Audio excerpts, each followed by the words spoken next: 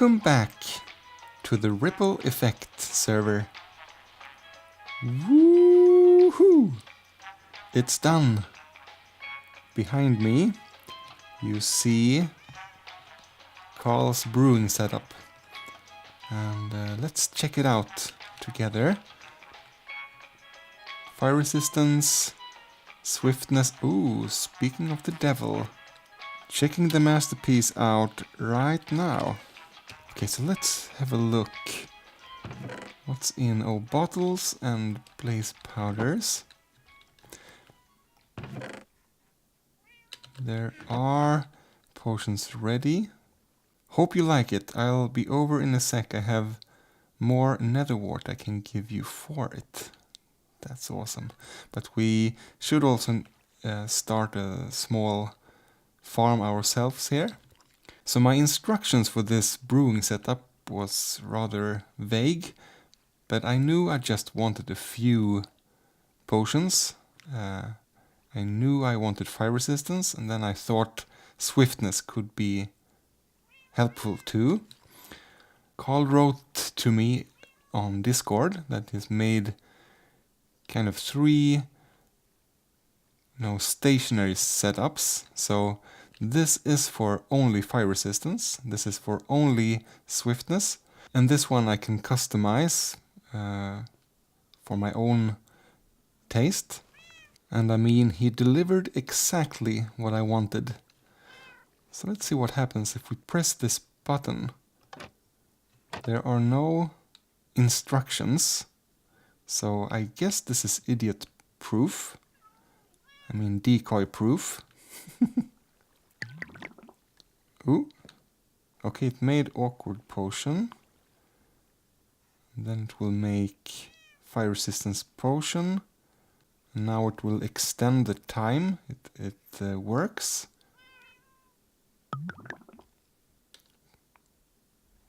Great, and then it end up in the chest. Wonderful. I guess this is the wrong order though, isn't it? Nether wart, and then it should be the magma cream, and then the redstone. But maybe it works in that way. So this dropper activates... Yeah, I don't know how it works.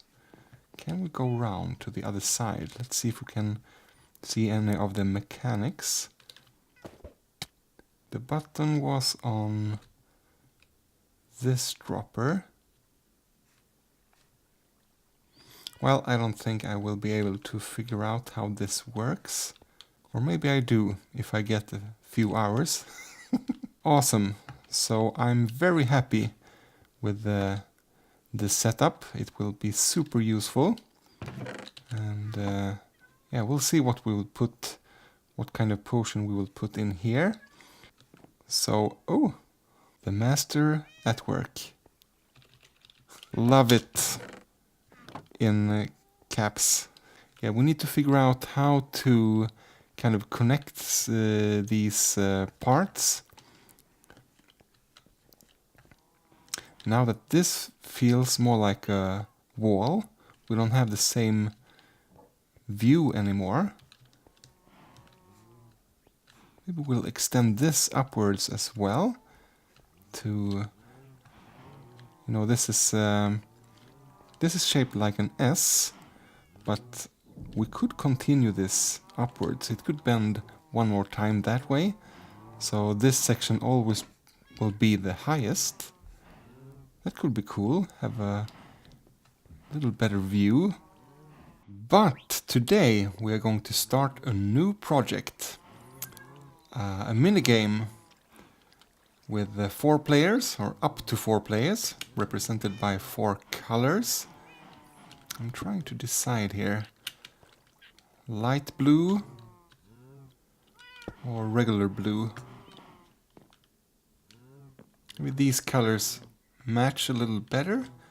I think actually the red and the green are kind of dull looking. Maybe we should have gone with the lime green, but then we don't have a neon red that matches. Oh, I never noticed that sound effect. Nice.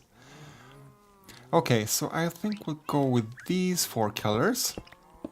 So I'll make some more blue, and then we need some other materials, and we'll be on our way. Let's snag 2 swiftness potions for our travels, and 1 extra fire resistance, just in case. Oh, love this thing. And pop into the Ender and refill some concrete materials and mend some tools. Okay, so now we need to find a dome with a fitting size. Not this one, Obni told me. This is kind of the welcome dome. So my wild plan for this minigame is to have 4 tracks, 1 of each color, going around a dome like this. This might be too small, actually.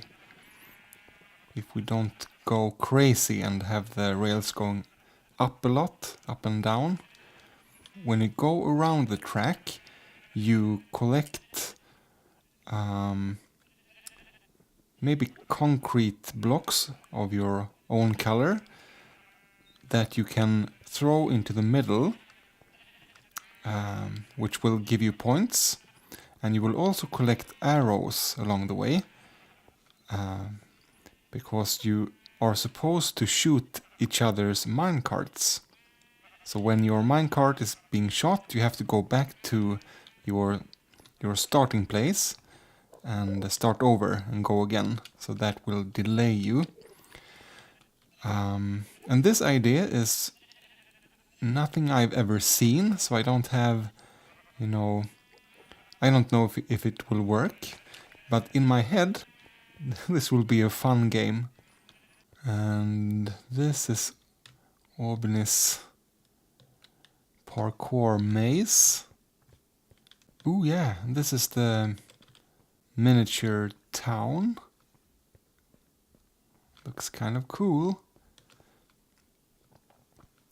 But I can't build in here because I will also use kind of 1 block concrete lines. So it's better if it has more of a nature theme. Oh, baby. I don't know if I've seen this. Cool. The volcano biome. This might actually be too big. This is enormous.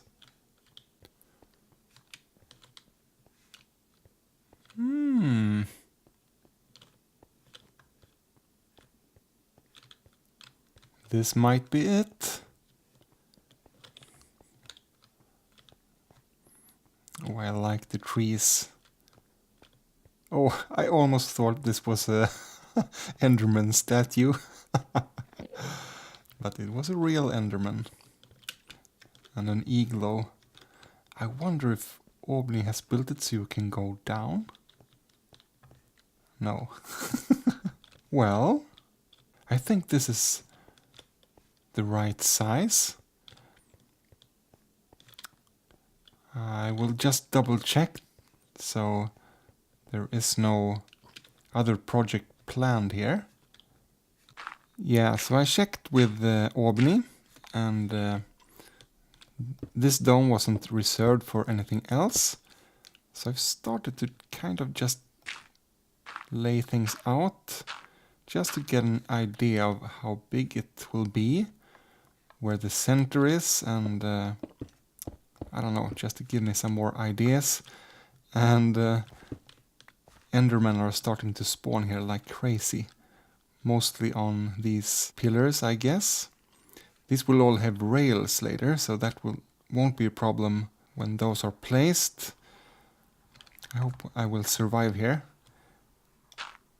Okay, so this is the height it must have for it to not collide with any of the trees or the igloo there. It doesn't have to go straight from the wall to the middle, but I think that will be the most fun. So if you start over here, the first thing you will do is go into the middle, and all the players can, you know, face each other. Here will be... Oh no. Retreat. Oh, where is the exit?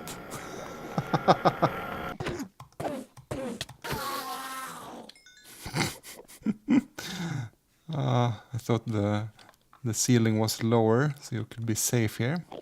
Apparently not. Oh, this is crazy.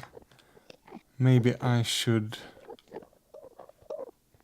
place the rails, actually, just to get all the Endermen off here. It's gonna be worth it. Ah, much better. All the pillars have tracks now, and I just left the area for a while to let them despawn, so we can work in peace here. My idea is to have this center here. It might not be this this height. We'll see. We'll have this almost like a well, where you throw down the stuff you collect, and I'm not sure if it will be that you collect blocks of your colors, or maybe flowers of your color, and then we will have some kind of point counting system down here. I don't want to overcomplicate it, but it would be cool to, if it's possible, to see how many points every player have collected. Or, if that's too difficult, just to have a signal when maybe we decide you should collect, I don't know, 5 or 10 items, and you have them drop on a light-weighted pressure plate. That way we can see how many items have been collected. What I wanted to test was, how likely is it that you will misclick and accidentally place a block? Let's see, if we put the bow here, and we have a block, if I right click, what happens? Okay, it places, and if it's in the air, you shoot. So when you're going on the track, let's say you collect these blocks. I have collected 1. And I'm going up here, coming here, and prepared to throw it down here. You know, you press Q and you will throw it, of course. But if you at the same time you are aiming at someone, let's see what happens. Okay, it won't place the block, at least if you're aiming, but maybe you see an opponent here and you want to shoot it, and instead you place the block. If we have other items that are not placeable, like lapis, I don't know if there are many unplaceable blocks, we can check that out. Or we just have to take in account that... Oh, but wait, flowers. You can't place flowers unless it's dirt or grass or those materials. Yeah, that will work out fine then. I'm not very used to minecarts. What happens, for instance, if you don't have any power rails, you just push forward? Okay, it's really slow. But if we imagine all the players coming at the center at the same time, yeah, you could have a bow with no arrows. You have to pick up the arrows along the way. And maybe as you start off, facing off your opponents. In the middle here you will get an arrow maybe, and you have to choose who to shoot. Easiest one is the one straight ahead. So let's say you start here, and then you will come back this way. So you will never go back here unless someone shoots your minecart. You have to go back and place the minecart here. And you'll get a push maybe here. Let's see what this does to the speed. Oh, one more time. Okay.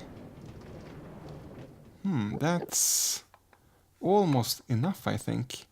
We don't want to go too fast. If we place a dispenser, it's more exciting if it's close to the middle here. Let's say before it turns, 1, 2, 3, 4, 5. Dropper. Dispenser not necessary. Let's put in some arrows. And then detect the rail. On your marks, set, go. And boop, you can shoot. If I put away my arrows here so we can see it actually working. Alright. And poof. Okay, that's a challenge. I think that's the right distance.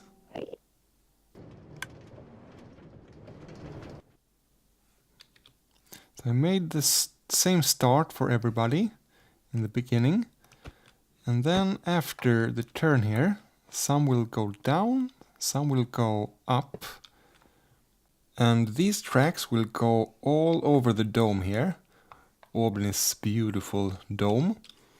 So you'll all the time have to turn and see where your opponents are to aim at them. And you're not supposed to shoot the other players, you are supposed to shoot their minecarts. So you will be given a regular bow with no enchantments, I would imagine. And then when you come into this part, kind of the beginning of the loop, you have to concentrate, because if you have picked up any of your items, maybe it's flowers then, when you come here you also get an arrow, right? So you have to focus on shooting the other players and drop your flower in here as you swish by.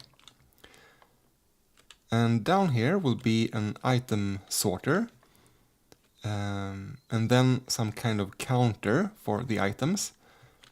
So when a player has collected the amount we decide on, it will give a signal and you will see who is the winner. That is kind of the general plan of it. But I thought I'll stop building now and see if you have any feedback. Does this sound like fun? Should I add something, change something? Other ideas? Let me know. And if you haven't already watched Carl's video where he builds that brewing setup for me, go do that now. There will be a link on the screen right now that you can click.